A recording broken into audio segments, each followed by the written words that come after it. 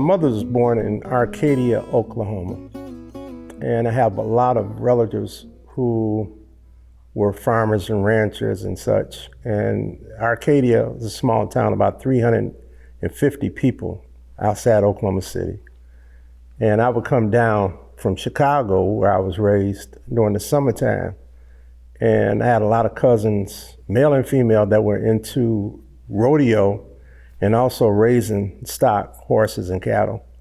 And I thought it was very unique, but as a kid growing up in the 50s, like I did, you didn't see any African Americans who were in the movies or television westerns. And so I just thought that was just something people in Oklahoma did. That was part of Oklahoma culture. But I didn't see was any type of connection between that and African American history. And so as I got older, I think by the time I got to college in the late 60s, there was a book called The Black West that was a picture book on African Americans on the Western frontier. And so that gave me more information that African Americans had played a role in the development of the Wild West. Later on, I've noticed that basically what Hollywood called Westerns was basically about outlaw and lawmen. And the information that I had found on African Americans on the Western frontier pretty much didn't deal with that subject area at all. And so I was in Oklahoma for a family reunion in the mid-1980s. And my cousin had graduated from college, and he was with his former college roommate. And his college roommate stated he was from Muskogee, Oklahoma, and that he lived in part of town that was called Reeves Addition. And he was under the impression, like other people who he grew up around, that it was named for Bass Reeves, who had been a lawman in the Oklahoma Indian Territory. And I thought that was fairly unique. I had been writing at that time a column on blues and jazz. And I thought, well, if I can get a little information, I'll write an article on this Bass Reeves. And so that was the beginning of the whole thing in terms of that information. Now, to back up a little bit, I went to high school in Oklahoma. My last 2 years of high school were in Arcadia, Oklahoma. And I wasn't pursuing any historical information for the most part at that time. I was playing basketball. But I was, you still would gather information from people and put it in the back of your mind and such. And thinking back earlier even than that, I had an uncle in Guthrie, Oklahoma. And he had told me when I was 11 years old, I came down, and he said there was an older black man in Guthrie named Trammell. We called him Old Man Trammell, but he said that Trammell had cooked for Jesse James and the Dalton gang. And I thought that was kind of interesting. But then he said, Old Man Trammell said there used to be a lot of black gunslingers down here during that era. And I almost fell off my chair because, black gunslingers, I had never heard of black gunslingers in the Wild West. And so I just thought he was trying to pull my leg. I'm coming down from Chicago. So, I remember that story being told to me too. And so when I got the information that my cousin's roommate gave me, I told all of my cousins in the Oklahoma City area, if they knew any older people who knew anything about Bass Reeves, give me their phone number and I'd give them a call. And they got me a few names. And then I did contact the Northeastern State University in Tahlequah, Oklahoma, which is the closest major university to Muskogee, Oklahoma. And the reference librarian told me that they would give me all the information they could find on Reeves Addition in Muskogee. And in the interim, I called up some of the phone numbers that my cousins had gave me. And older people, they were telling me that I talked to that Bass Reeves would arrest Billy the Kid, he'd arrest Jesse James, he'd arrest, anybody you could think of note. And I'm just saying, these people off their rocker. This don't even sound cogent at all, And Northeastern State University sent me a packet on Reeves Addition. And Reeves edition, it was interesting. They sent me a map of the whole edition also in the packet. But Reeves edition was named for a white banker and a developer named Ira Reeves. But due to the fact that Bass Reeves lived his last 10 years there and died in Muskogee, people just thought Reeves edition was named for Bass Reeves, which it wasn't. And so I was about ready to give up the ghost on that whole thing about Bass Reeves. There wasn't a lot I could do with it. And so I remember there was a barber who was from Waukegan, Illinois, named Mr. Stewart, had moved to Denver, Colorado. And I called him up on the phone. And at that time, the museum he had, Black West Museum, was in the basement of a black radio station. And I asked him, did he know of any black lawmen of note? Because I was just piqued at that time, just wanted to know if there was any black lawmen. And the first thing out of his mouth was Bass Reeves. And I thought that was very interesting. I said, well, what you know about Bass? He said, I don't know too much about him at all, but he said there's a couple of older gentlemen here from Oklahoma. And he said, that's all they talk about. And he said there's one named Reverend Haskell Shoeboot, said that Bass would walk the streets of Muskogee with a sidekick who carried a satchel full of pistols. And if somebody called Bass's name, they would put their back up against the wall, before he turned around and see who was calling his name. So I asked him, do you got a contact for Mr. Shoeboot? And he said, no, he hadn't seen him in a couple of years. So I thanked him for that information. So I hung up the phone and I called the operator in Denver phone and asked her if she had a listing for a Reverend Haskell Shoeboot. She said she did, which is interesting because most of the time older people with relatives already in the senior home. But anyway, I called up the phone number she gave me and a lady answered the phone. And I told her I wanted to speak to Reverend Haskell Shoeboot. Shoeboot is a Cherokee name. Anyway, he came to the phone and he talked with a whisper. How you doing? Yeah, like that. And I told him I was trying to get some information on Bass Reeves. And he laughed. I don't know why he laughed. And then he went on to say that Bass could outride, outfight, outshoot, outrope, out blah, blah, blah. Almost similar to some of the stories I got previously from the older people in Oklahoma City. And I don't know, I guess it wasn't too much I could do with that, And he may have picked up on that and he said, I tell you something, I see him on my eyes. He talked to that whisper type of voice. And Shoeboot told me he was 98 years old. And this is like 1986. He was 98. And so he said he drove the hack for Bud Ledbetter. And Bud Ledbetter was a white lawman after the turn of the century out of Muskogee. And he said Bud had a posse and he drove the hack for Bud. And so he drove Bud out to a place called Gibson Station. He said it was 12 miles north of Muskogee. And he said they were trying to pursue an outlaw. And the posse was extending a lot of ammunition trying to kill this guy. And he said they wasn't coming up with any success. And by the middle of the day, which, I guess they expended quite a bit of ammunition, which was Bud Ledbetter's inventory, Bud told somebody in the posse to go back to Muskogee and get Bass Reeves. This has been very late in Bass's career, so this is 1904, 1905. Anyway, he said Bass came on the scene toward the end of the day. The sun was starting to set. The posse had quit shooting at this man. And Shoeboot said he witnessed this. He said that it's not too long after Bass came on the scene, the outlaw jumped up. And when he said outlaw jumped up, I done watched so many Hollywood movies. I'm thinking, okay, he's gonna jump up and get on his horse and make a run for it.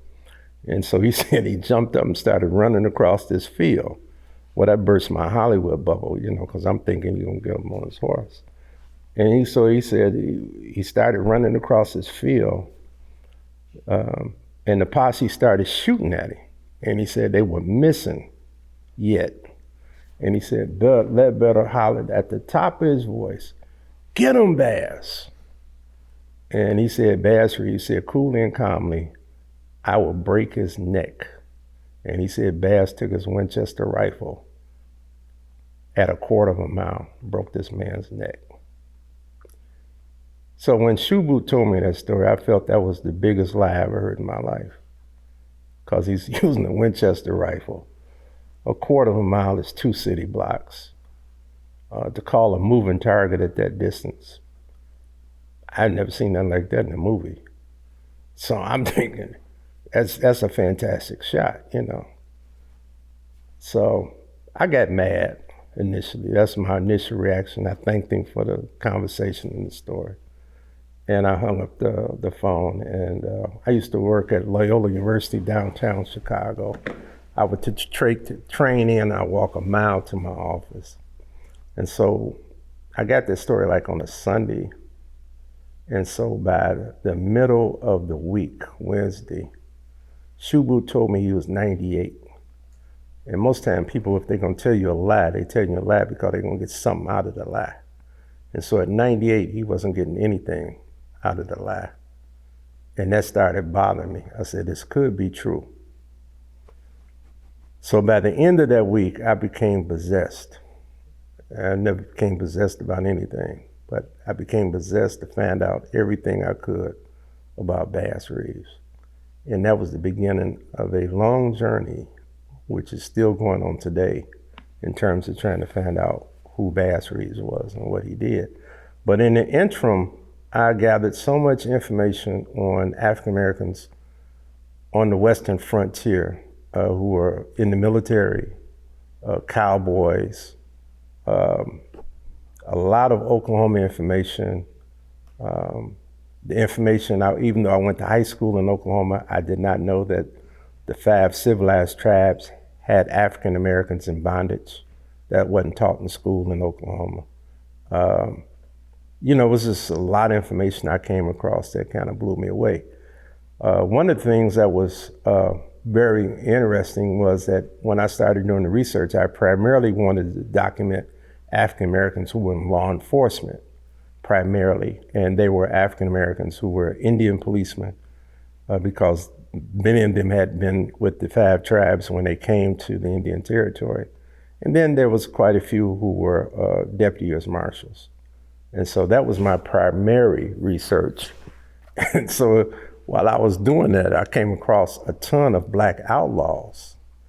And I didn't want to deal with the outlaws because of the perception people have with blacks and crime today, you know, in popular media.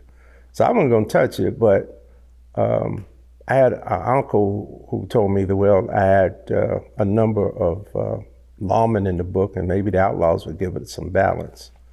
And I thought about it because some of the outlaws were quite outstanding in terms of what they were doing.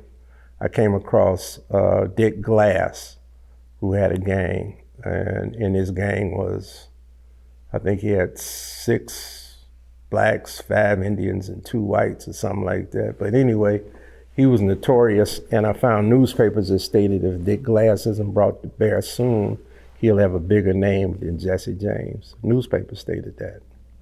And I was kind of surprised by that. Then I came across black gangs sticking up trains, which I had never heard of blacks doing that. But they did it in the Indian Territory. Mostly were Indian freedmen, and Indian freedmen were those who were blacks who had come with the 5 tribes to the Indian Territory. So they were different than blacks from Texas or Arkansas or other places. They called themselves natives, and they called blacks from like Texas state raised. So it was a schism between those 2 groups of black folks. It's very glad I could come to Allen. This is a very historic town in terms of frontier history. This is the first place in Texas where they had a train robbery by the, my mind just hit a Bass, what was Bass's first name? Sam Bass, yes, I'm sorry. Sam Bass and his gang stuck up the first train in Texas here in Allen. So it's a very historic area. So I'm very glad to be here. My wife is with me, Patrice, she's at the front row. She rides shotgun on all my trips, so I'm glad to have her. And she could be here Thank you, Mr. Keener, for inviting me to Allen to do this presentation. Texas is the home of the Black Cowboy, both Texas and the Indian Territory. And most of the cowboys that spread out over the western part of the United States during that era were either from the Indian Territory or they were from Texas. And it started way back before the Civil War when Africans were brought into East Texas and the Indian Territory. And as slaves, they worked as cowboys. And that's where it started. Texas is the home. So even today, Texas has probably, I'm sure, the largest number of Black cowboys, even though Black cowboy culture has spread to the cities, from New York City to Philadelphia, Detroit, Chicago, places in the East you wouldn't think. And they have pretty much a fairly large Black cowboy culture in Mississippi today, in Louisiana, places that you wouldn't think of as being places where you'd find cowboys, but you can find them today. And so it's all over the country, primarily. But Oklahoma and Texas, both of those states still have very strong cultures involving rodeos. And you can go during the summer months to a number of towns in Oklahoma and Texas and see Black rodeos. Many of the traditional Black rodeos are integrated now. They're not segregated as they once were in the 50s. I was born in Chicago, and my mother's from Oklahoma, and so I would go to Oklahoma as a child and witness Black rodeo, because a lot of my relatives were involved in the sport. And I had two cousins that weren't too much older than me that did trick riding in the rodeos. And they were very good at what they did. Then one of them later became a bareback rider and won a championship at a rodeo as a bareback rider. So I had a big influence, and I grew up in the 50s and 60s, and cowboy movies and television programs were the major thing on television back at that time. But I didn't see any African Americans primarily in these stories on television, and almost not at all too much in movies. I think it was around 1967, 68 where Hollywood finally put a television series on, which included an African American in a Western. He co-starred in it. I talk about that a little bit in my first book, Black, Red, and Deadly, in the introduction to that book. Now, Allen is on the Shawnee Trail, the first Shawnee Trail, and Shawnee Trail split after 1867. Previous to that, the Shawnee Trail came through Allen, and in Oklahoma, it's known as the Texas Road, and it went up into Missouri. And so the Shawnee Trail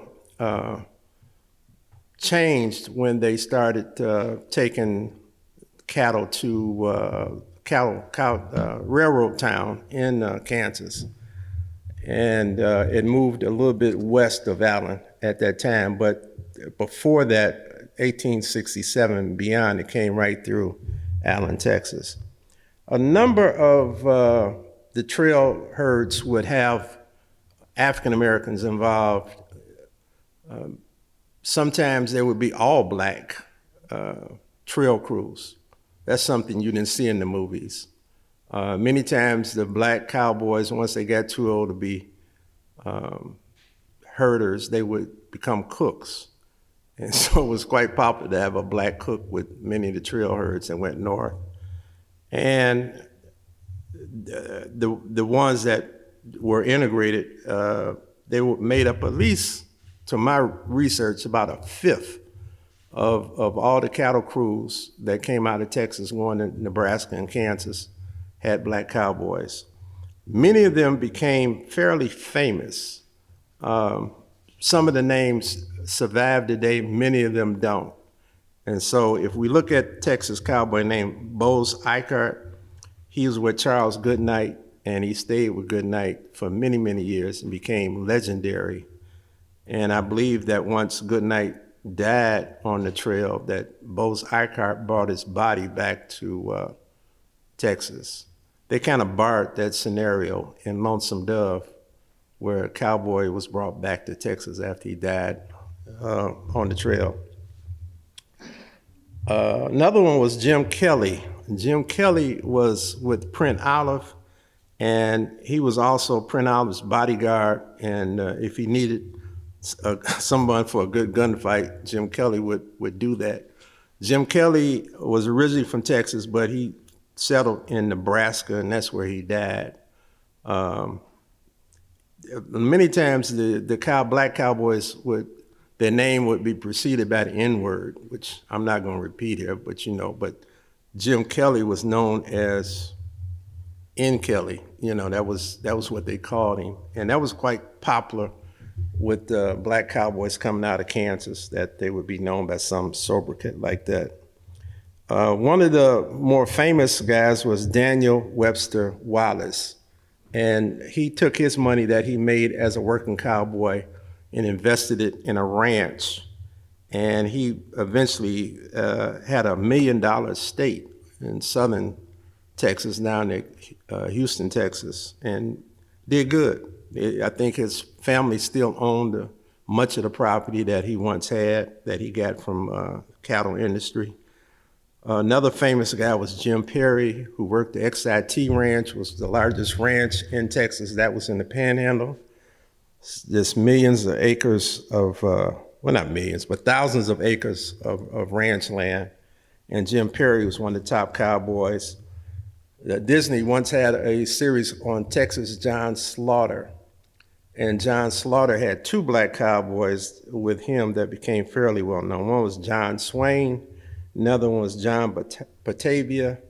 John Swain went with Texas John Slaughter to Tombstone, Arizona, and lived out his life there in Tombstone, and is buried in their famous graveyard.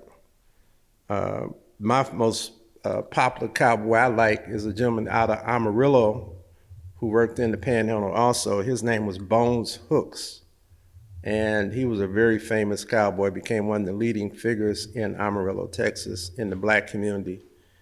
And the last gentleman I'm gonna mention is Bob Lemons.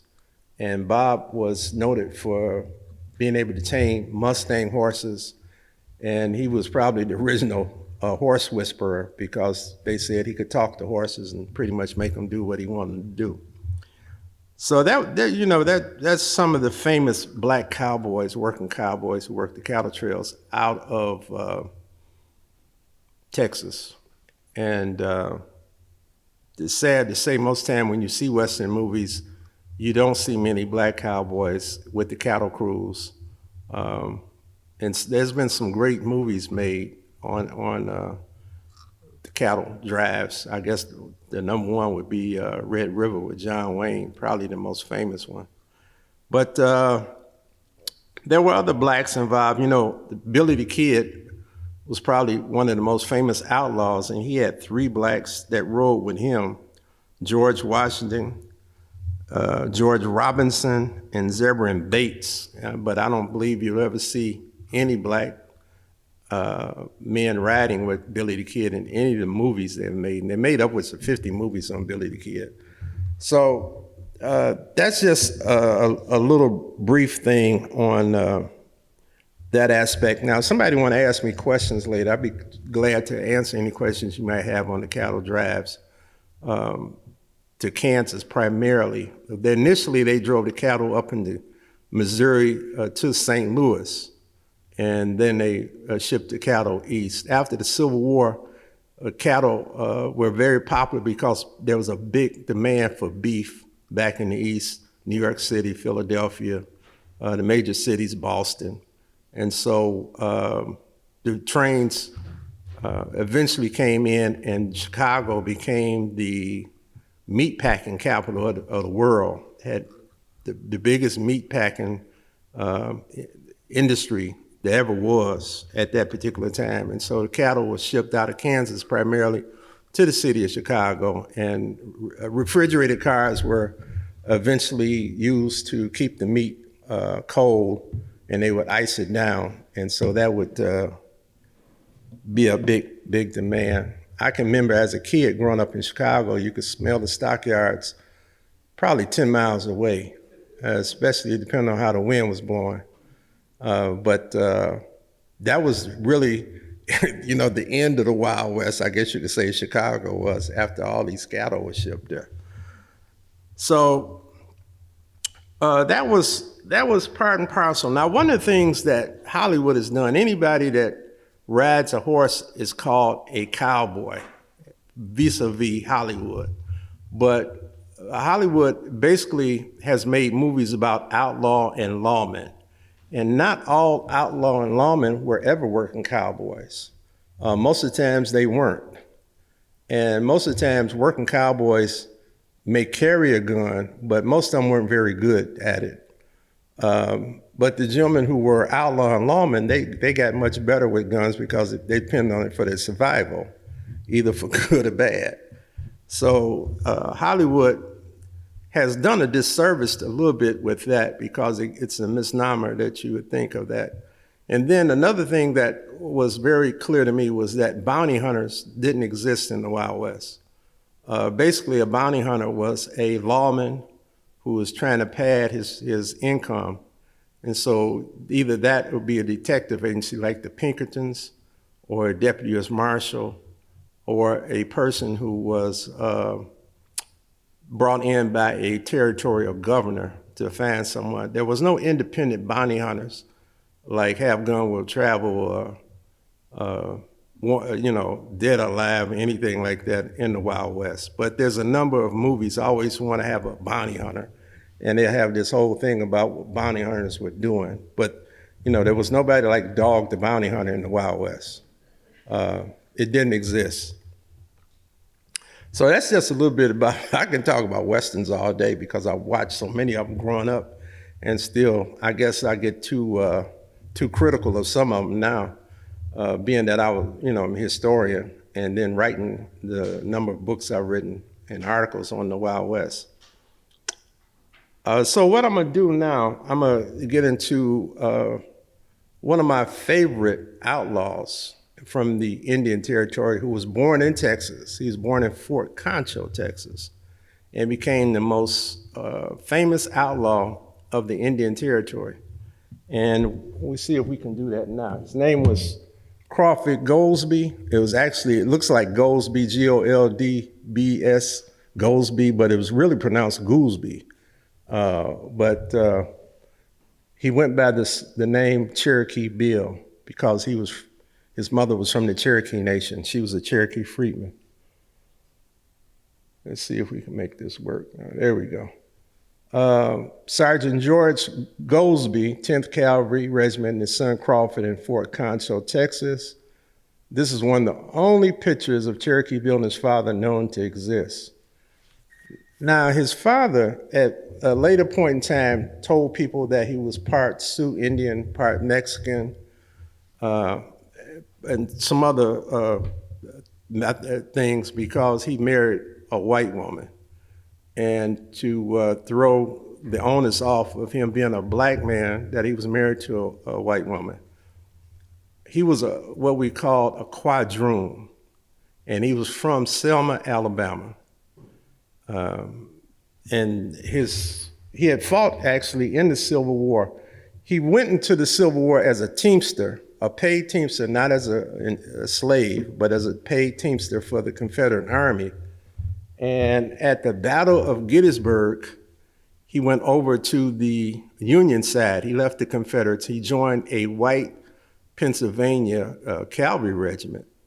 And he fought with that regiment up to the end of the Civil War. And actually, he was at Appomattox when Lee signed the surrender papers. And there was some soldiers from Alabama who recognized him. And they weren't too happy about seeing George. And when he went back home to Alabama, they threatened to kill him. And he left Alabama and went to the Indian Territory to Fort Gibson, and he signed up with the 10th Cav Buffalo Soldiers.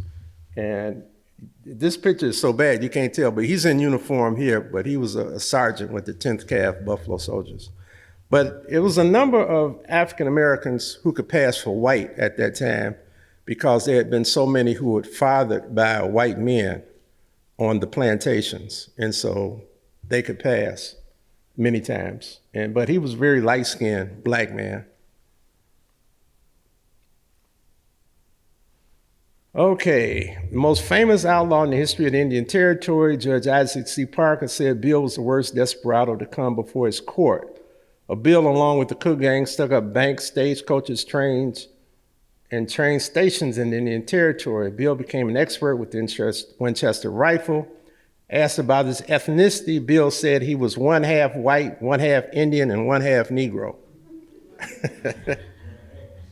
So that was a lot of halves, but Bill, I may have it up here, but Bill was a very interesting guy. He loved to have gunfights with lawmen, and he had no fear of that. And so he was probably kind of homicidal in that aspect. But he's the only person I've found, I know on 2 occasions, he came into town and he started on Main Street of a town, and he started one end of Main Street and he robbed every business on Main Street. I've never seen that in a movie. I don't know why nobody's ever thought of it, but he did that on 2 separate occasions where he robbed every business on Main Street.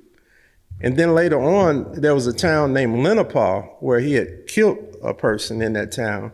And the city council got so feared, they passed a law. They passed a resolution in city council that if Cherokee Bill came into town, give him any type of thing he wanted and give him leeway and let him leave, on his own recognizance. And so I'd never seen where a town had given an outlaw that type of respect or fear of an outlaw where they made a resolution in town. This is Cherokee Bill and his mother, Ellen Lynch. Ms. Lynch, after Cherokee's death, kept a full-size painting of her son in the living room for the duration of her life. She also never called him Crawford after he became famous. She always referred to him as Cherokee Bill. She lived in Fort Gibson in the Cherokee Nation, and she was a Cherokee freedman, but she was also of some Cherokee ancestry herself. She was mixed. The Indians didn't have no problem having children by African slave women in the nation. And actually, some of the Native Americans had more than one wife because they believed in polygamy. And so you would find an Indian sometimes with a black wife and an Indian wife, especially before Civil War. You didn't find that too much after the Civil War. In certain places, people would do it back in the country or whatever, but many times the men did have more than one wife. Or sometimes as a slave, they just impregnated black women like they did in the South, everywhere. This is the Cherokee Guards at Fort Gibson, Cherokee Nation. This was for a payment, and the government paid the Cherokees for the Cherokee outlet. Some people mispronounce it, the Cherokee Strip. The Cherokee Strip was actually in Kansas. The outlet was a portion of the Indian Territory, was next to Kansas, and the government bought the land, and there was big payments made to citizens in the Cherokee Nation. This was approximately around 1895 when that took place. The person, let me see if I can get this pointer to working. Oh, there we go. Oh, I have to hold it. There's a policeman up here, I believe this is him on the far left, I think. His name was Houston, and Cherokee Bill killed him at a stagecoach stop where they were. Anyway, we'll move on. One of the lawmen who tried to capture Cherokee Bill was Deputy U.S. Marshal Heck Thomas. He was very famous in the Indian Oklahoma territories. That's him on the front left, that's Heck Thomas. And this was taken, he was up in the Osage Nation when he had this picture taken. This is Bill Cook. Bill Cook was Cherokee Bill's partner in crime, and initially the gang that Bill joined was called the Bill Cook Gang. 1894, 1895, Cook was captured in New Mexico by lawmen, actually some Texas Rangers was involved in that capture. He was convicted in the Fort Smith Federal Court in Arkansas and sent to prison in New York State where he died. Bill Cook was a Cherokee, mixed blood Cherokee. Now, one of the things, once you do a lot of research on Indian territory, mixed blood meant a person was part white and part Indian. Blacks were never called mixed blood. Blacks and Indians, if they were mixed in Indian territory, are known as half-breeds, but never mixed blood. Mixed blood was always used for half Indian and half white in terminology in Indian territory.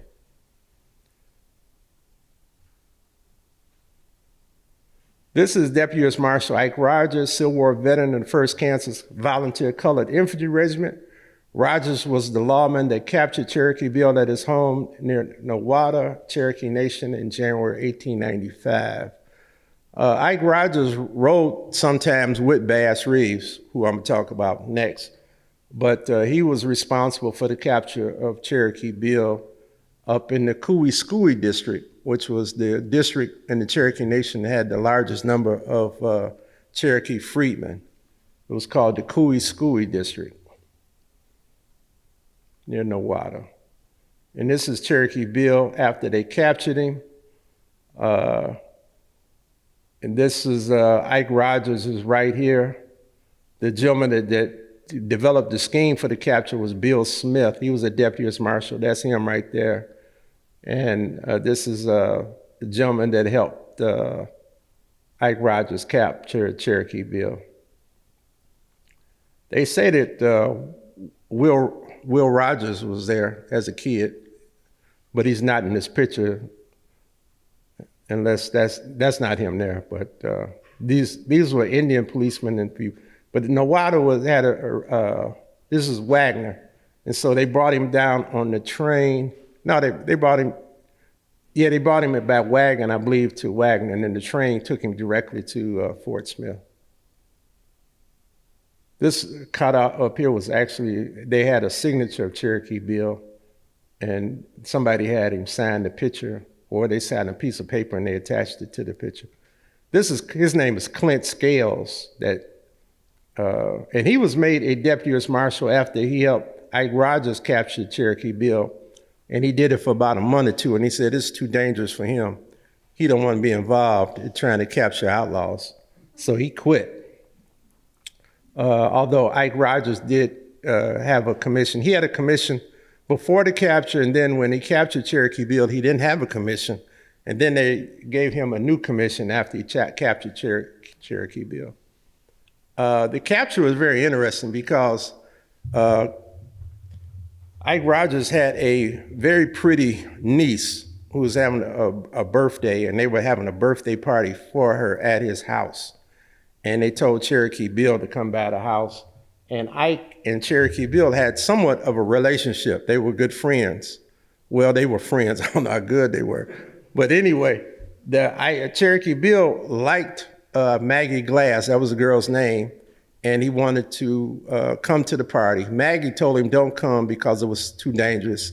But Cherokee Bill said, wasn't nobody gonna mess with him, because he could, take people out in a flash if he had to. So he did come, and they stayed up all night playing cards, drinking a little bit, and they thought Cherokee Bill was gonna go to sleep, and he didn't go to sleep. They were surprised. And so in the morning, Cherokee Bill was leaning over the fireplace trying to light a cigarette, and Ike Rogers hit him in the back of the head with a big stick. They thought was gonna knock him out, and it knocked Cherokee Bill to the ground. And they said that Clint Scales and Ike Rogers wrestled with Cherokee Bill about a half an hour. before they were able to get the cuffs on him. And then after they got the cuffs on him, they put him in the wagon, and he broke the cuffs. But they had a shotgun, and they told him if, he tried to escape, they would kill him. And so Cherokee Bill relented. But they said he was mad and crying and said, why would he be treated like that if he was supposed to be a friend? I get into that whole story a little bit in my book. You can read it. Larry Keating, a federal jail guard at Fort Smith Federal Jail who was killed by Cherokee Bill in an attempted jailbreak in 1895 after he was captured. I was going through the Fort Smith National Historic Site where the old jail is, and it's nice to visit if you ever get up to Fort Smith. And they were doing renovations. And the superintendent told me, he said, well, before we close this all down, I can show you where Cherokee Bill's cell was. And there was another gentleman with me. And we went to the spot where Cherokee Bill basically killed Larry Keating. And the gentleman with me was Larry Keating's great-grandson. And I thought that was very interesting. I kind of got chills on that one. But that was interesting. Now, Billy the Kid became very famous because he was able to escape jail in New Mexico. And generally, if you escape jail, that kind of added to your aura as being a famous outlaw. But Cherokee Bill was not able to do that, so that didn't help him at all, being able to escape.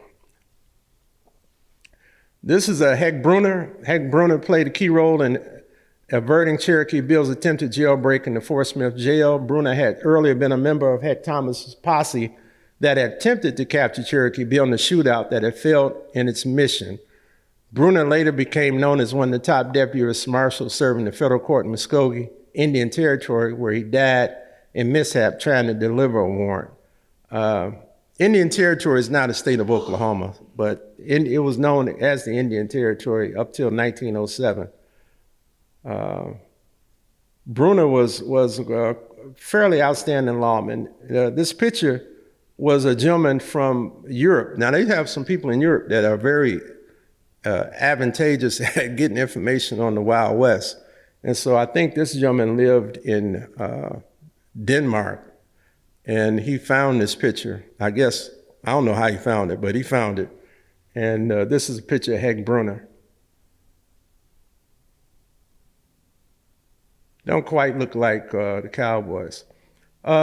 Cherokee Bill, most famous outlaw in history in the territory.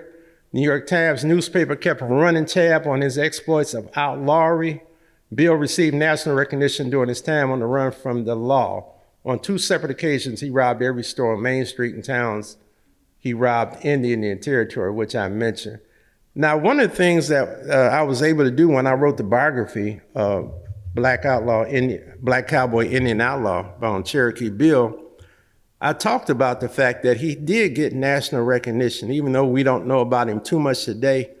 The New York Times, which was one of the major newspapers in the United States, and it still is today, had a running commentary on Bill Cook gang, and they highlighted Cherokee Bill quite a bit as saying he was the major and principal outlaw in that gang. And so that showed that he did have a lot of national recognition back at that time. There's been, as I stated earlier, over 50 movies on Billy the Kid, but there's not been one movie on Cherokee Bill yet, which is kind of interesting. He robbed stagecoaches, he robbed banks, he robbed trains, robbed train stations. Billy the Kid never robbed anything. He was involved in a range war and became famous for that. I said he escaped from jail, but he was not a classic outlaw like Cherokee Bill was. And this is a bit, it's kind of hard for me to read. I made a comparison in Wild West magazine between Cherokee Bill and Billy the Kid.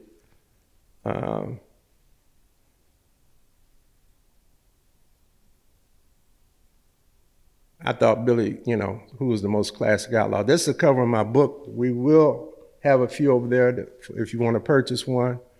But this is the first biography on a black outlaw in the Wild West. I also had 2 chapters in my first book, Black, Red, and Deadly, Black and Indian Gunfighters, Indian Territory, on Cherokee Bill also. Very interesting person. I'd be glad to answer any questions you might have on him. We can put up the Bass Reeves thing now. But when my book came out, Black, Red, and Deadly, I couldn't get the newspapers to give me any type of review or coverage on my book, even the Chicago newspapers. And I found a gentleman that worked for AP, Associated Press in Dallas. And he said, well, if you got something on Texas related in your book, I can do it that way. Because I told him what my book was about, and he thought it was very interesting. Well, one of the things was that Cherokee Bill was born in Fort Concho, Texas.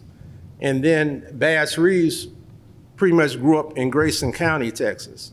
And so he used Bass Reeves and Cherokee Bill as the hook. And so he wrote an article in 1991, and the article went national, and then it went international.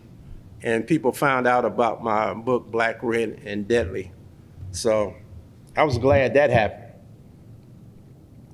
So Bass Reeves and I, we have a very close relationship. He's with me every day, and something that's ongoing. He was the largest chapter in Black, Red, and Deadly, and then people, after they read Black, Red, and Deadly, they said, well, Bass Reeves needs his own book. And I thought, I didn't know where in the world I can write any more on Bass Reeves, but I decided to see what I could find, so I did another deep dive in the National Archives. So me and my wife went to Washington, D.C. I went to the National Archives. And then I came down here to Fort Worth, which has the Southwest branch of the National Archives, and went through all the federal documents I could find. And then I did an empirical newspaper search on newspaper articles I could find. And then I talked to more people who knew oral stories that had been kept in their families. And so with that, I was able to write a Black Gun Silver Star, the life and legend of Bass Reeves, Frontier Marshal Bass Reeves. And that book came out in 2006. And we revised it, we added more information to that book, and that came out in 2021. And they put a new cover on the book in color, so that was good. Bass Reeves, greatest lawman of the Old West. Bass served 32 years as a deputy U.S. Marshal in the Indian Oakland territories. Starting in 1875, he served the federal courts at Fort Smith, Paris, Texas, and Muskogee Creek Nation Indian Territory. Reeves retired from federal service in November of 1907. In 1908, he was hired as a city policeman in Muskogee, Oklahoma, where he served for almost 2 years. Reeves expired in Muskogee on January 12, 1910 from Brice disease. One of the sad things about that aspect is that we don't know where he's buried. There's information that he might be in a couple of places, but there's been no real firm information on where his body lies. And people have been looking for it. And hopefully we will find where he's buried. One of the things, after I did the revision of the book on Bass Reeves, I got a call from Houston Police Department. There was a gentleman that worked in the Houston Police Museum, and he works in training, and he was a detective, homicide detective. And he told me he read my book. He said, I really enjoyed reading your book, but you don't have the Houston story in your book. And I was just nonplussed. Houston, Texas. Houston is down on the Gulf. And he said that he would give me the information. Well, I found out Bass worked for the Eastern District of Texas from 1893 to 1897. And the Eastern District of Texas goes all the way to the Gulf of Mexico, or the Gulf of the United States, whatever people call it now. But and so they had a murder in 1896 in Houston, Texas, where a gentleman owned a boarding house was murdered. And they felt that one of his former employees was the perpetrator of the crime, but they couldn't, they didn't know for sure. So they sent Bass down to Houston, Texas in 1896. And Bass went under the name of Jim Underwood as a criminal. And they put him in jail with the person who they thought who committed the crime. And then they kicked Bass and the perp out of the jail. And Bass traveled with this man for 3 months during the summertime and finally got a confession from the guy in Marshal, Texas. And they were able to convict the person for the crime of killing the owner of the boarding house in Houston. That was very interesting to me because that was strictly a detective work, Bass working undercover, and I had never heard him working that far deep into the state of Texas. I knew he worked around northern Texas, around the Red River during his career, but I had never heard of him going as far as Houston during his law enforcement career, but he did. This is a picture of the Indian Territory in 1868. My information shows that Bass, after he served as a body servant for his slave master was a sheriff in Grayson County and later became a tax collector. And so one of the things that Bass's slave master had to do was catch runaway slaves. Now, I don't know if that's when Bass got his first taste of running folks down or not and finding people, but that's what his slave master did. And then later on, his slave master was elected to the Texas House of Representatives, George Reeves. And sometime during the war, according to family history, it's not documenting anything, but family history stated that Bass and George got in a card game, and Bass was cheated by his master, George. And Bass got upset and knocked George out. And for a slave to hit his slave master in Texas was punishable by death. And Bass escaped into the Indian Territory and lived with the Seminoles and the Creek Indians. And this would have been during the Civil War. Now, George was a major in the 11th Texas Cavalry Regiment, and they did go into the Indian Territory after the Indians that were friendly with the Union, and they fought 2 or 3 battles. Bass stated that he was with his master at the Battle of Pea Ridge, and so that card game took place with him and his master sometime after Pea Ridge, and the family stated that the Creek chief that was in charge of the Creek Indians that went into Kansas told Bass to stay in Indian Territory and fight with the Union Indians. I did find a gentleman when I first started doing my research on Black, Red, and Deadly who told me that Bass was a sergeant in the Union Army during the Civil War. And many times the Indians, they had 3 regiments, Union Indians. They had the 1st, 2nd, and 3rd Native Home Guard Regiment. And the 1st Native Home Guard Regiment was made up primarily of Creeks and Seminoles. And they had many blacks who were non-commissioned officers, sergeants, who served as interpreters for the Indians and their white officers. All officers for the 1st Regiment were white men. And so the black sergeants served as interpreters primarily for that unit. And sometimes the black soldiers went under Indian names. So I don't know if Bass was one of those black men that used an Indian name or not, but we haven't found his name with any particular regiment. Also, the Indian Territory had a lot of non-regular units, both Confederate and Union in the Indian Territory that fought, and Bass could have been with one of those non-regular units during the war, could have served as a scout. So that's a gray area in terms of what Bass did during the Civil War. The family stated that after the war, he became a guide for people surveying for the railroad, which would have been the Missouri, Kansas, and Texas Railroad, which was the first railroad through the Indian Territory. And then he served as a guide for deputy U.S. Marshals working out of the Van Buren Court into the Indian Territory because he was familiar with the land and could speak some languages with the Indians. And the court at Van Buren was moved to Fort Smith across the river in 1872. And the Fort Smith court then lasted from 1872 up until 1897 before it was broken up.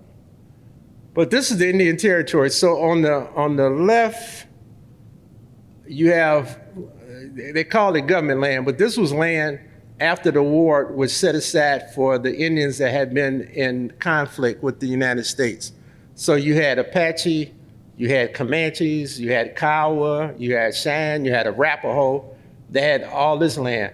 This land up here was called no man's land. That was pretty much land that was not under any type of jurisdiction, although the deputies did go up in there on occasion because outlaws hung out in that area also. This land over here, all this land except the Panhandle was Indian Territory before the Civil War. And the United States took this land from the 5 civilized tribes, Cherokee, Choctaw, Creek, Seminole, because the Indians had served with the Confederates. Some of them did. Even though some had fought for the Union, the United States punished them by taking away half their land. And they set aside, as I said earlier, this land primarily for the Indians that had been in conflict on the Great Plains. So the 5 civilized tribes, which primarily had all this land in the east, had sovereign governments. They had their own courts, they had their own police, they had their own legislatures. And they signed a treaty in 1866, which they had to give their former slaves equal justice, equal citizenship in the Indian nations. All the tribes did that except the Chickasaw. The Chickasaw fought it tooth and nail and never relented because there were more Chickasaw freedmen than there were Chickasaw Indians. And so they didn't want to be ruled by the Chickasaw freedmen. But the other tribes, they did relent and gave full citizenship to their freedmen. And that stayed in place up until Oklahoma statehood in 1907.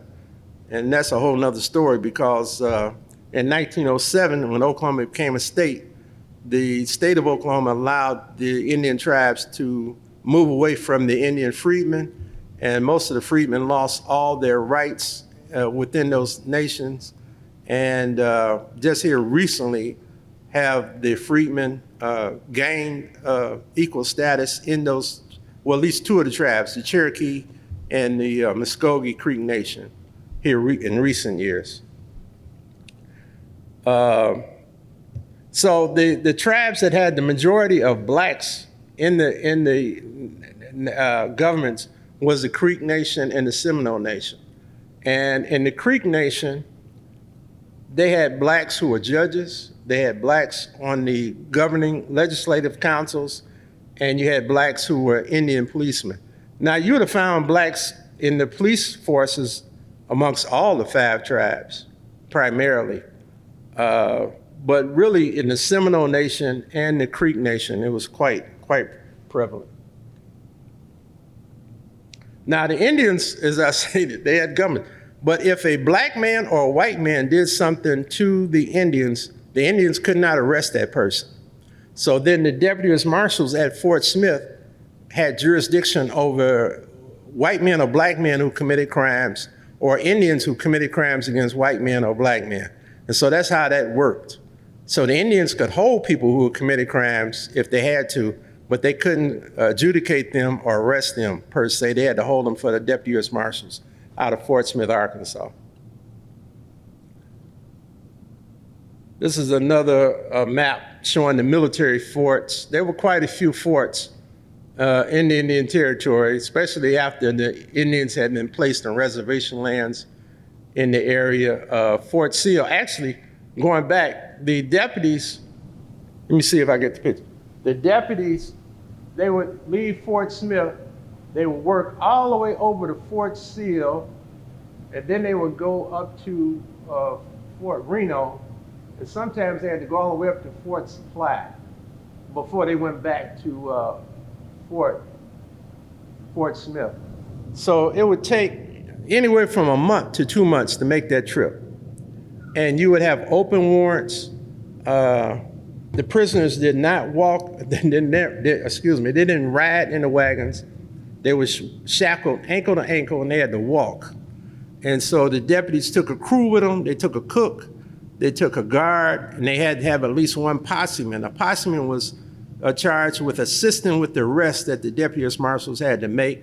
Some deputies took 3 or 4 possemen. Bass Reeves just took 1 for the most time that I seen. And depending on how high the rivers were, depending on how long they could make the trip. If the rivers were high, it could definitely be a 2-month trip into the Indian Territory. And sometimes they had what was called open warrants, where they could arrest people, do what the pioneers and the citizens in the territory told them was committing crimes, and they would email back to Fort Smith to have them send them a warrant with this person's name on it, and they would do that. But they could arrest people once they found out they had committed certain crimes until they got the necessary paperwork, and they'd take them back. Now, the interesting thing of when people commit crimes today, you generally have a grand jury to hear the testimony on the people that committed crimes. In the Indian Territory, they had what was called a U.S. commissioner. And so if somebody committed a crime, the U.S. commissioner would hear the evidence and he would decide whether it would go to trial or not. So it's a very interesting system. That system don't exist no more today. But you had a U.S. commissioner at Fort Smith, along with the judge, Isaac C. Parker, who was over the court, and then the U.S. Marshal. The U.S. Marshal never went in the field. That was a desk job also. So he had a cadre. Now, one of the things that people always write today was that Judge Parker, through his U.S. Marshal, Fagan, hired 200 deputy U.S. Marshals. The federal government gave them permission to hire that many, but there was never 200 deputy U.S. Marshals for the Indian Territory. Indian Territory was 75,000 square miles. It was a lot of land.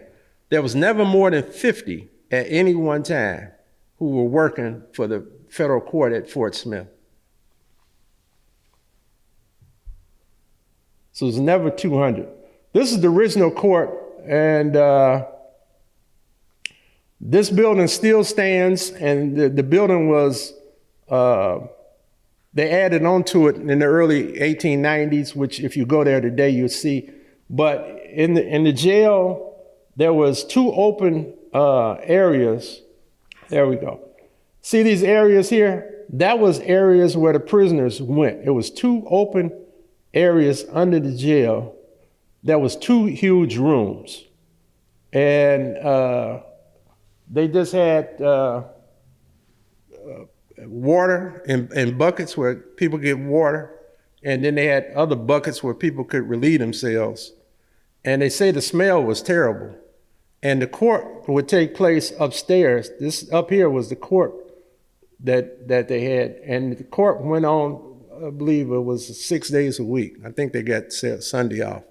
But it went 6 days a week. And it was just some, I can't even imagine what that was like, but they said it was something to see. Many lawyers, defense attorneys, tried to it was a business, but they tried to outdo the federal prosecutors, and they always trying to get one-upmanship if they could do that. So many times, and they had some good defense attorneys. Sometimes the outlaws got excellent representation at Fort Smith.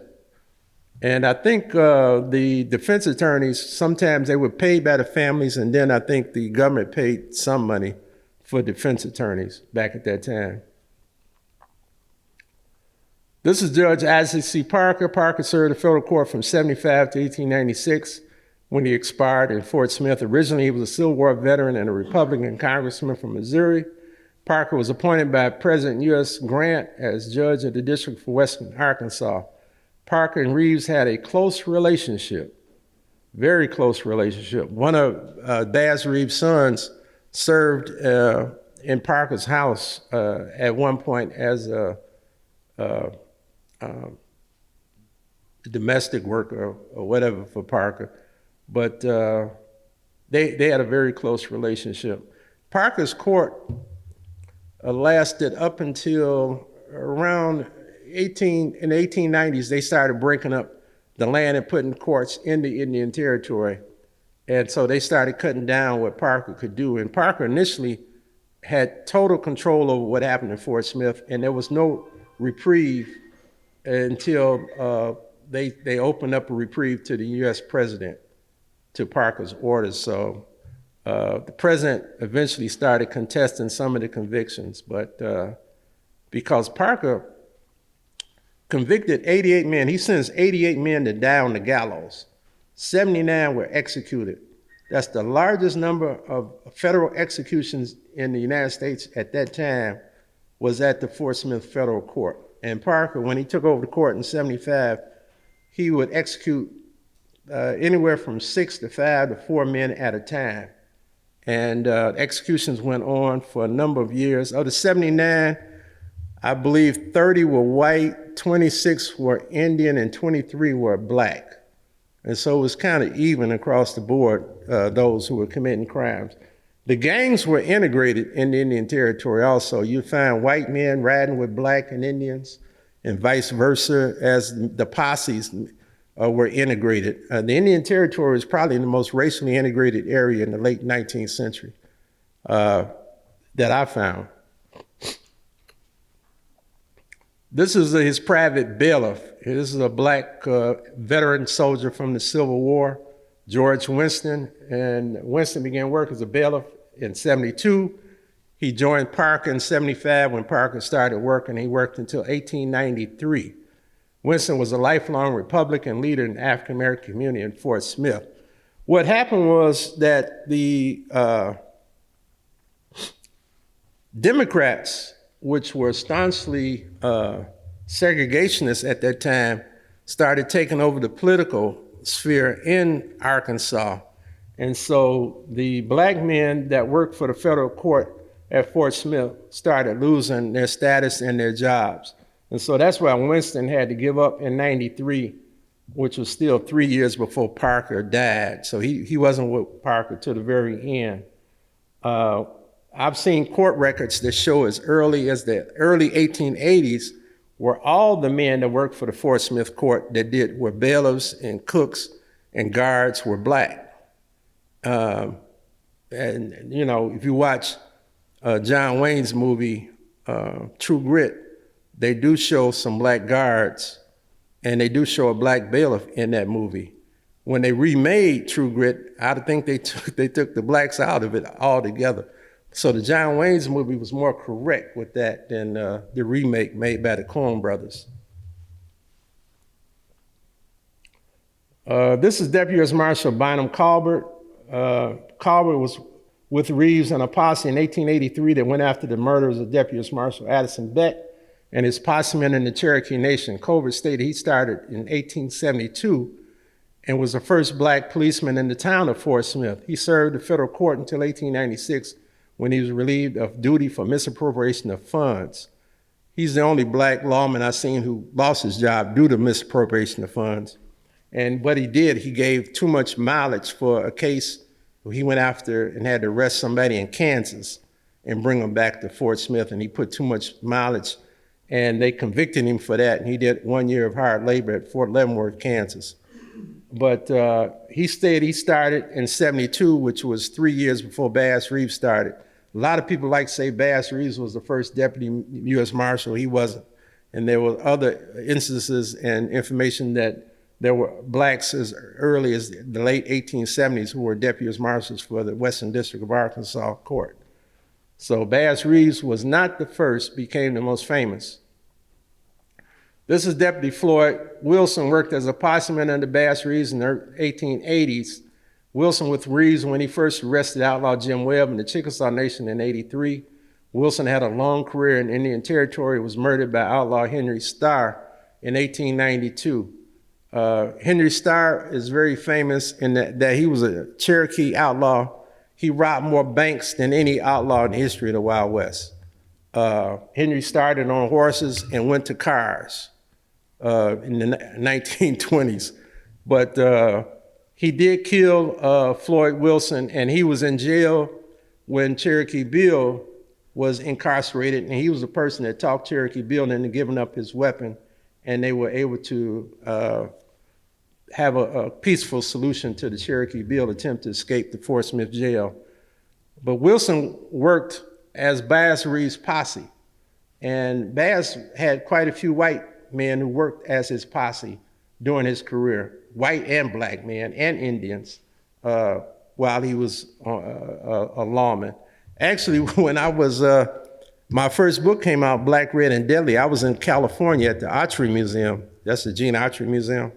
They just call it the Archery Museum now. But I gave a presentation, and there was a white couple there. And they stated that, he stated that his great uncle had been a deputy as marshal, the gentleman did, in Indian Territory. And he had a book that had talked about his career as a lawman in Indian Territory.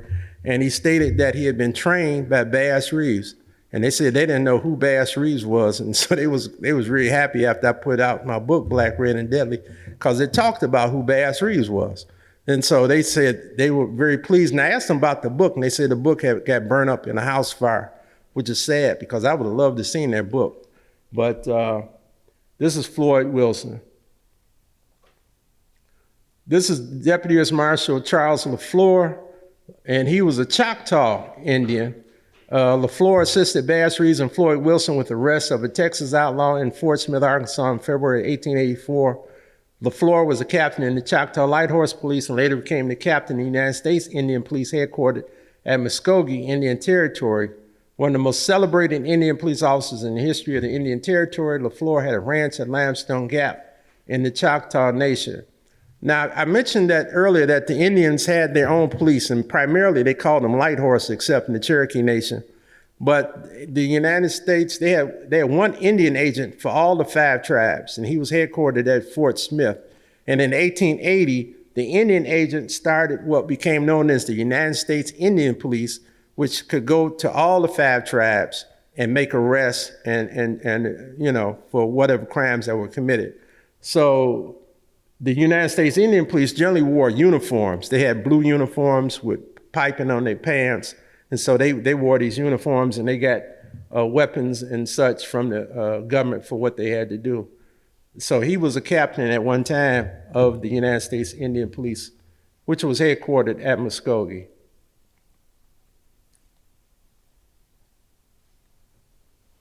This is Deputy U.S. Marshal Bill Colbert. Colbert was in a posse with Bass Reeves in June of 1895, chasing the Christian Brothers gang that had killed a Pottawatomie County sheriff and an Oklahoma City police chief. Colbert served over 20 years as a deputy and a posseman for the Fort Smith and Paris, Texas federal courts. He had a well-deserved reputation as a federal gunman. I think late in his life, he got arrested for so-called robbing an illegal whiskey joint, and they put him in jail. This is after statehood, and they stated at that time he had killed 21 men as a lawman in the Indian Territory. But he was a tough hombre, Bill Colbert, and he was a Choctaw freedman. He had family in Tulsa, Oklahoma that I did get a chance to talk to. This came from a postcard. This kind of shows you the number of Indians in the tribes and where they were located. This Greer County down here at the bottom, that was an area that was contested by Texas and Oklahoma eventually got it, Greer County. But this was the Comanche, Kiowa area, Cherokee, Apache, Cheyenne, and Arapaho. This is they say Cherokee Strip. That was the outlet. That wasn't Cherokee Strip was up in Kansas, but some people call it Cherokee Strip, but that's not a correct terminology. This is the Osage Nation, which is, y'all probably seen the recent movie. What's the name of that movie? Killers of the Flower Moon. That was about after statehood, what happened in the Osage where Indians were being killed for the oil on their land. The Cherokee Nation, Creek Nation. Seminole Nation was one of the smallest nations, but their light horse police were told to shoot first and ask questions later. They had 13 people in their police force, and the Seminole Nation set aside quite a bit of money for defense work if they had to go to Fort Smith and stand trial for anybody they shot. But Seminoles you did not want to mess around with. And Bass Reeves stated that the Seminole outlaws, black and Indian, were the worst he had to deal with. Because he said many times they wouldn't even get off the horse. They'd eat whatever they had to eat while they was in the saddle. And it was very, very dangerous. But Bass was one of the few deputy U.S. Marshals who went into the Seminole Nation on a regular basis. And I believe I did find where he did kill one outlaw in the Seminole Nation at one particular time. After they opened up the Oklahoma Territory in 1889, this area, it don't say anything, that area was called the unassigned lands. Well, they opened up in the Potawatomi and area around the creek. They had about 7 saloon towns, and whiskey was illegal in the Indian Territory, and so that was one of the crimes the deputies really had to deal with, because alcohol was illegal, and so it was like dope trade today in the United States. But they opened up 7 whiskey towns outside the Seminole and Creek nations, and those were very dangerous areas from the 1890 up to Oklahoma statehood in 1907. But Bass went through those areas and arrested people all the time.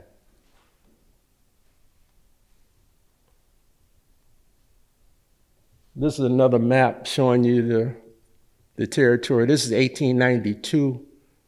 So that's after the couple of the land openings. They had 7 land openings in the Indian Oklahoma territories. The area west of the Indian Territory became known as Oklahoma Territory. So a lot of people called it the Twin Territories after they opened that land up.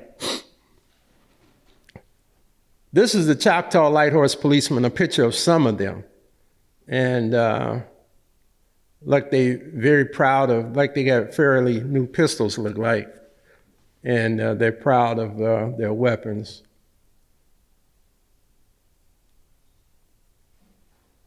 This is Timmy Jack, Creek Light Horse Policeman. The many Creek Light Horse policemen were freedmen. The majority of light horse in the Muskogee district were Creek freedmen. Tacky Grayson, a freedman, was the captain of the Coweta district. In the last year, I found a picture of Tacky Grayson. Now, this is a picture of Muskogee in 1889. And Bass Reeves is in this picture. That's him on horse. He has a rifle slung on his back, and he's wearing a ribbon badge. Now, most time you see badges made out of metal, but in the Indian Territory, sometimes they had what was called ribbon badges, where the name would be at the top, and then they have a ribbon below that. But that's what he's wearing there. That's a ribbon badge, and he's on his horse. And they're dedicating the first cornerstone of a first federal building in Muskogee at this event. And there's a band that was brought down from Kansas to play for the event. There's a lot more people in this picture, you can't see it. But you can see Muskogee was a fairly rugged looking town. There's a pig in the street. They do have a plank sidewalk there. And one of the things I'm working on now, I'm working on a book on Muskogee. Because most time people talk about Dodge City, they talk about Deadwood, they talk about El Paso. Muskogee was wild for over 50 years and was probably the wildest town in the Wild West. The majority of deputy U.S. Marshals who died on the western frontier were killed in a 50-mile radius of Muskogee, Oklahoma.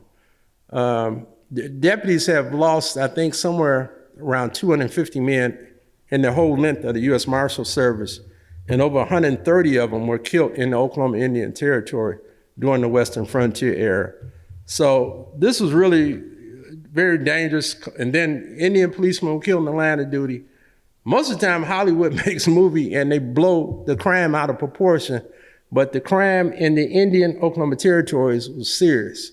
You could lose your life over your horse, your hat, your girlfriend, your gun. You could lose your life over anything. And they didn't solve fights by fist, but by gun. And so it was a very dangerous area, the Indian Territory. And even after Oklahoma statehood, the Depression era, they had a lot of outlaws from Oklahoma. Ma and Paul Barker gang, Bonnie and Clyde, which also was in Texas. And then you had Pretty Boy Floyd. And there was a number of Depression era outlaws in Oklahoma at that time also. This is a bigger picture of Bass on the horse from the previous picture. Muskogee had a huge black population, so it was a lot of black people. You can see them in the picture, along with whites and Indians also. This is Deputy U.S. Marshal Ike Rogers, the gentleman that captured Cherokee Bill we talked about earlier. Rogers was known to accompany Reeves in Indian Territory as his posse. He was a Civil War veteran, fought in the battles of Honey Springs, which was the major Civil War battle in the Indian Territory. Rogers became well known for his capture of the infamous outlaw Cherokee Bill. Rogers was later murdered by Cherokee Bill's brother in 1897 at Fort Gibson.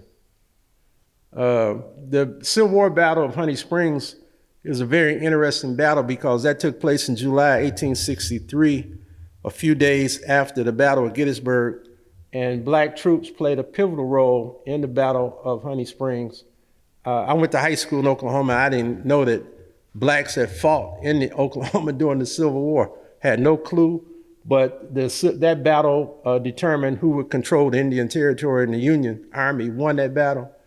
At Honey Springs, they have a nice visitor center at Rennersville, Oklahoma. If you ever want to visit the site, the battlefield is pretty much intact, and they have a real nice site now for Honey Springs. It's state operated. This is Benny Reeves. Benny was arrested in Muskogee by his father, Bass Reeves, in 1902. Benny had murdered his wife in a domestic argument, and Bass demanded the warrant so that no other deputy would get hurt arresting his son. Benny was convicted and spent 13 years in Leavenworth Federal Prison. He was given a life sentence, but a lot of people wrote letters in asking for his release from prison, and the government decided he was the model prisoner. They said he was the best prisoner in Leavenworth while he was there, and they let him out after 13 years. Bass had died by that time, so he never got a chance to greet his son as a free man. But that's Benny Reeves. Benny later became a barber in Fort Smith. Bass became a policeman after he retired from federal service in November of 1907. And this is a picture of 4 black city police officers. Bass is on the left with a walking cane, and with R.C. Cotton, Paul Smith, and Frank Reed.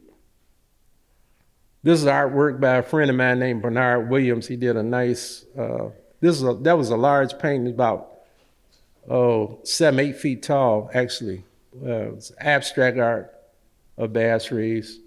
And this is my book, Black Gun Silver Star, The Life and Legend of Frontier Marshal Bass Reeves. The U.S. Marshals Museum, the new U.S. Marshals Museum in Fort Smith, Arkansas, the historian has stated that Bass Reeves was the most exemplary U.S. Marshal in the history of U.S. Marshal Service for what he was able to accomplish. Bass was not literate. He was a former slave, so he used to memorize his warrants. That he would handle as many as 30 warrants at a time, and he'd ask somebody to read the warrant off to him, and he would memorize the warrant. And he got so good at doing that that the federal government started giving him subpoenas to handle. And subpoenas was for people to testify in the court. And so Bass had subpoenas and warrants that he would memorize and serve those to the people that he was trying to capture. He had a number of gunfights. The newspapers most times stated he killed 14 people, but there was a handful of newspapers stated he killed over 20 people in the line of duty. before he died. There's no lawman in the Wild West ever killed 20 people, period. And so Bass was probably, without a doubt, the greatest gunfighter in the Wild West on the law side. He had a large number of gunfights. I did talk to a white lady whose grandfather was a deputy U.S. Marshal, and she told me that her grandfather had told her that anytime they needed a sharpshooter, they would ask for the African to come and assist the posse in the posse action, which I thought was quite interesting. You get a lot of stories like that, that's oral stories that it's good to know, and so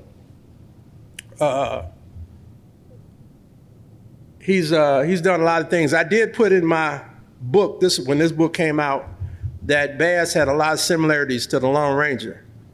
Some people hated it, some people loved it, but Bass used to hand out silver dollars. The Lone Ranger handed out silver bullets.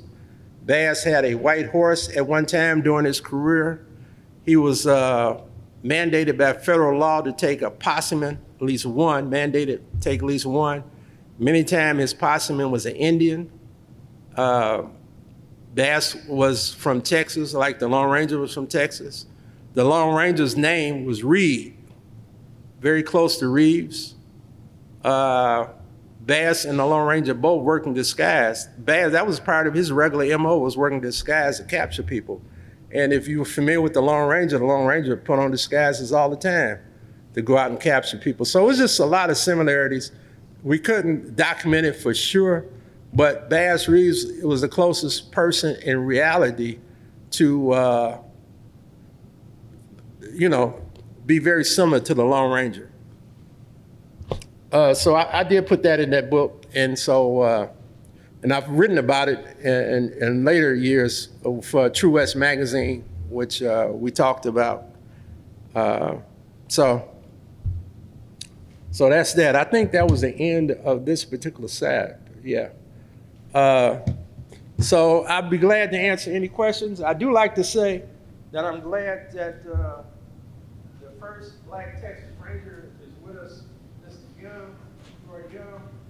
He's the first African-American Texas Ranger. Now, I have to qualify that. The modern police force of the Texas Rangers, there was a Black Texas Ranger in the 19th century.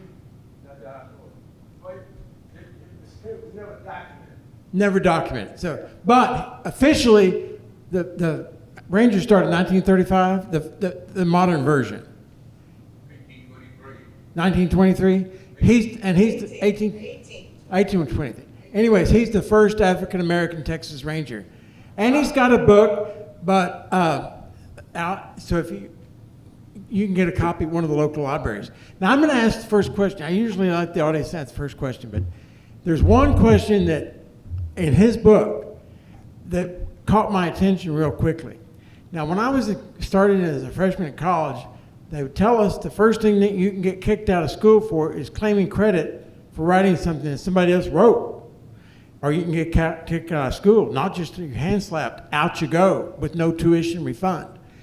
And I started noticing that all the credit for a lot of the apprehensions of some of these criminals were going to the white peace officers in the press, the newspaper accounts.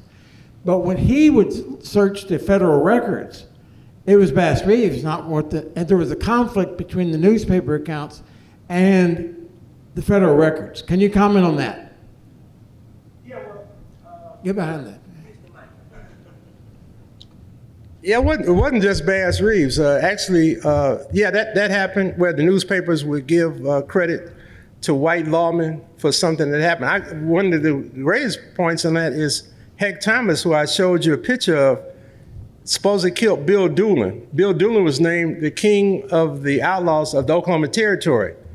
Well, the newspapers, when it first happened in Kansas and Oklahoma Territory, stated that Rufus Cannon, who was a black deputy who was with Heck Thomas when they killed Bill Doolin, had shot Bill Doolin. And later they changed that narrative and they said that Heck Thomas had killed Bill Doolin. So, I mean, it happened.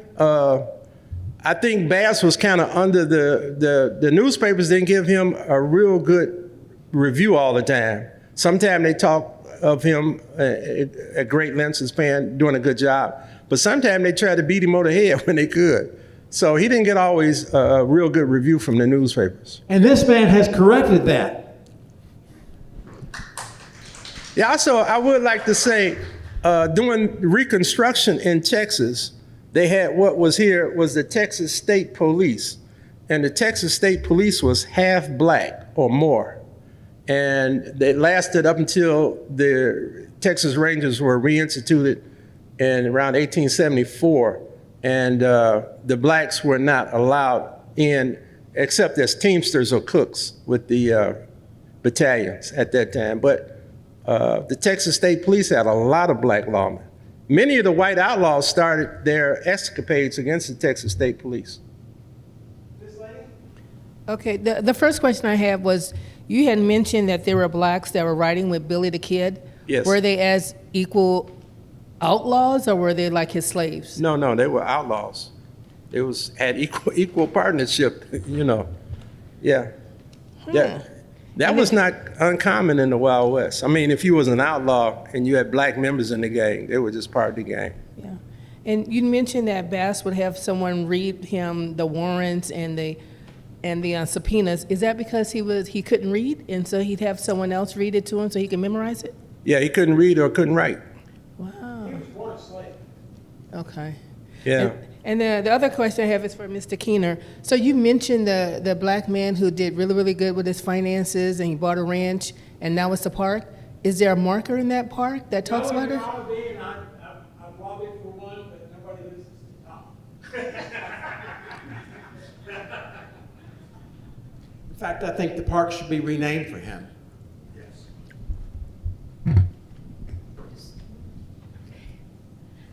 Did Cherokee Bill, did he have a gang since Yes, he was he doing did. all the? Yeah, initially Cherokee Bill was in what was called the Bill Cook gang, but that was kind of like an equal type of arrangement. But Bill Cook and Cherokee Bill separated after a while. It kind of got heat on them. And Cherokee Bill had his own dedicated gang, and Bill Cook had his own gang. And so they did separate it at some point in time, late. Yes, ma'am.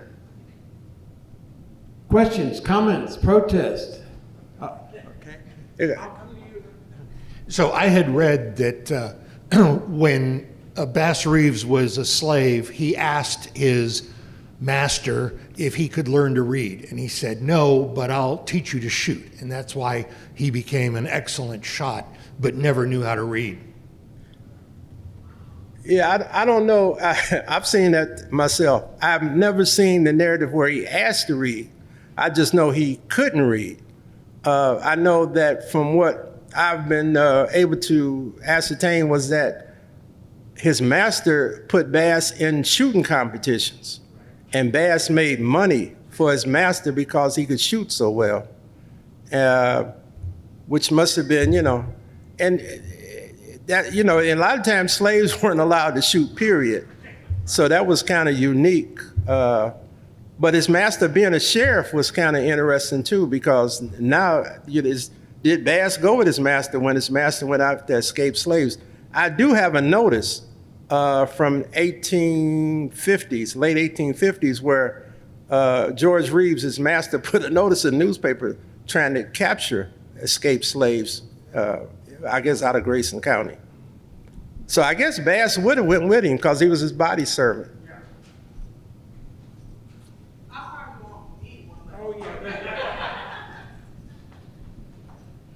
I guess I want to ask more about Jenny Reeves in the book. How big of her role in terms of his success was she involved in it? How much was she involved in it? There's just so many questions I actually have about your presentation, but I'll just leave it at Jenny Reeves and the legacy. Okay. Jeannie was his wife, and they got married in the late 1860s. So she took care of the house. She raised the kids primarily. Bass, being that he was gone from a month to 2 months at a time, it fell on her and the kids to keep the house intact. They said his boys took care of the horses. He raised horses, and so that was the boys' duty, and then the girls kind of took care of the home, things in the house. And so his wife had to do a yeoman's job of running the family while Bass was not around.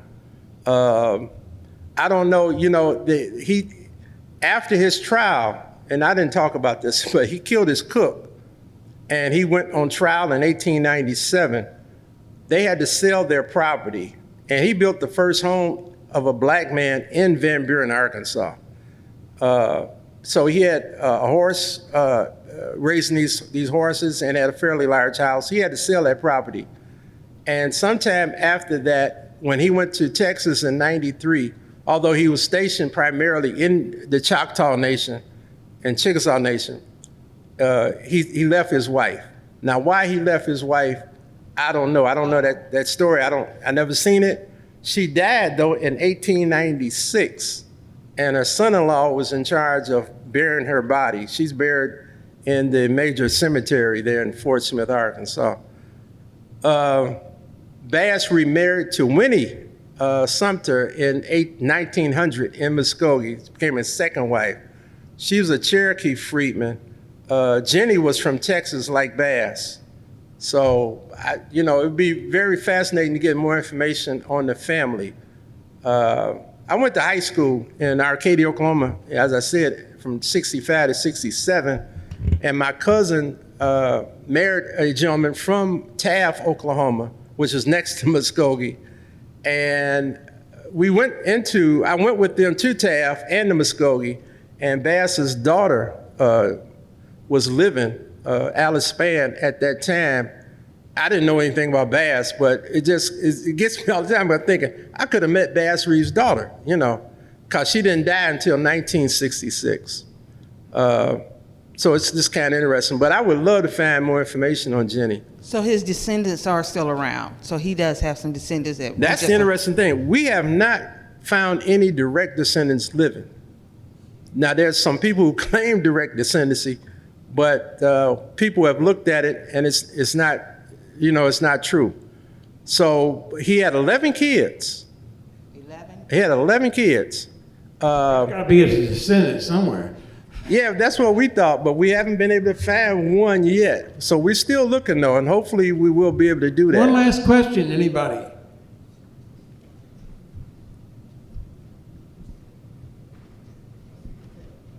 So you had that map of the Indian Territory back in 1838. Do you have an idea what that territory looks like today? How much of it is Indian Territory today? So what has happened, the 5 civilized tribes, now they're called civilized because they copied a lot of the dominant population. They went to churches, they had chattel slaves, some of them had large plantations. So they call them the 5 civilized tribes. And the civilized tribes had what was known as mixed bloods and full bloods. Full bloods tried to hang on to traditional ways. Mixed bloods they were seen as more progressive. And so that's who the government tended to favor, and they pretty much took over the political leadership of those tribes.